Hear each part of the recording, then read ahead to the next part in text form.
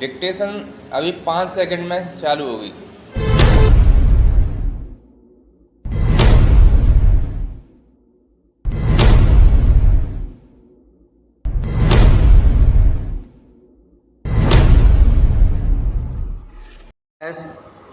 मेवाड़ अभ्यास संख्या 238। महोदय, हमारे देश में हर 5 वर्ष में लोकसभा के चुनाव होते हैं।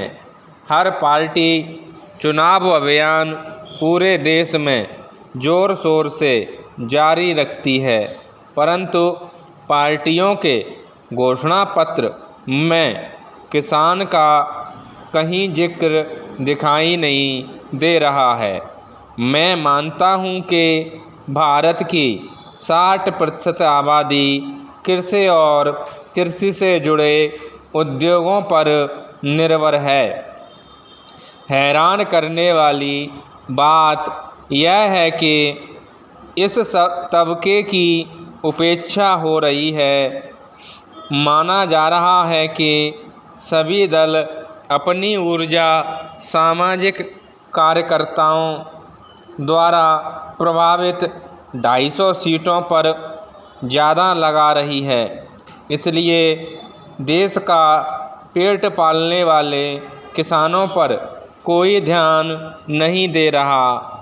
जबकि एक तथ्य यह भी है कि पिछले 7 साल में देश के किसान आत्महत्या कर चुके हैं।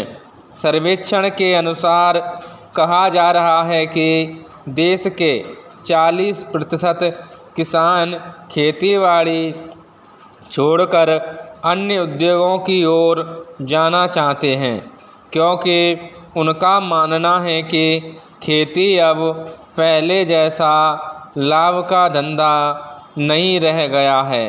पंजाब इसका ज्वलंत उदाहरण है, जहां अधिक से अधिक पैदावार पर जोर दिया गया और इसके बावजूद एक किसान परिवार की औसत मासिक आय 5,000 रुपये प्रति माह मुश्किल से पहुंच पाई है, जो कभी किसान परिवार के लिए सभी स्रोतों को मिलाकर आय प्रतिदिन 165 रुपये थी।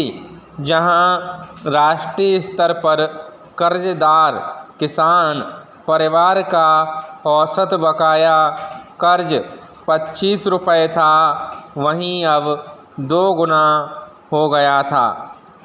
पैरा सघन खेती ने कृषि का मूल आधार मिट्टी, पानी, जैव विविधता और जलवायु को गंभीर नुकसान पहुंचाया है।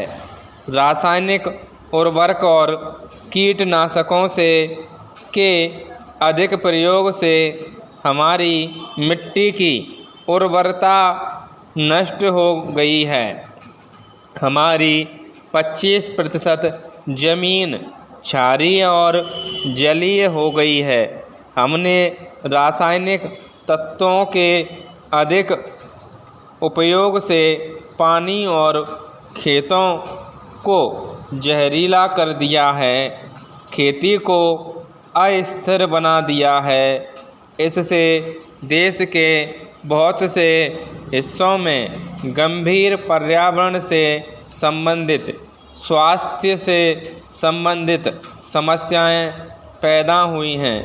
खेती से जीवन यापन तभी संभव है जब मिट्टी, पानी, जैव विविधता और ज्ञान का संरक्षण किया जाए।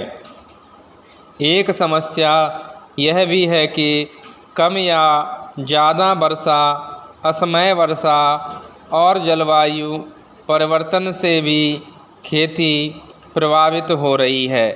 पैरा। आज दुनिया के अंदर खेती करने के लिए आधुनिक तकनीक का इस्तेमाल हो रहा है। हमें भी आधुनिक तकनीक की शुरुआत करनी होगी। किसानों को ट्रैक्टर, पौधों को रोपाई करने के लिए और फसल काटने के उपकरण आसानी से मिलना चाहिए। अब खेती किसानी से संबंधित आवश्यक यंत्रों पर आयात शुल्क और उत्पादन शुल्क घटाया और अनुदान देना जरूरी हो गया है, ताकि छोटे किसान भी उन्हें खरीद सकें।